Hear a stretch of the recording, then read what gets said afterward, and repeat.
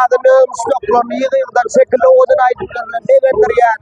Türkmenistan'ın kadınlar testi Kaps, Orhan Mehmet, Oğuz Marmağı'ndan bunu dökülüyor uzakta adınlar işleri Bul toymudu atsın yakinen 5 vilayetin ardılı mihmanına mı geldi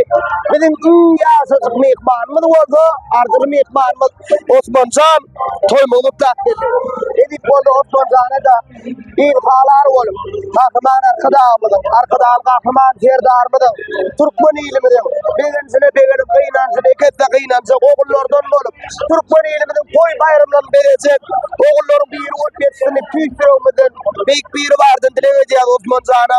Allah'tan gönderdilerin oğlum çekken adamın mehvanıyla taları adamın yerine olsun diye Osman Can Mustafa'nın elgalları bala Oğuzhan Mustafa'nın Allah'tan Can'a olun bala İlhalar ol böyle ne deyip oldu haydi maydar da ne maydı yaz Hakikaten ne oldu ne deyip oldu bilece toya katlar toydan toya ben solayete buraya Osman Can ne deyip oldu Can'ın ta oldum ömrüm oldum elgalları ya çağı ödeyed emmedine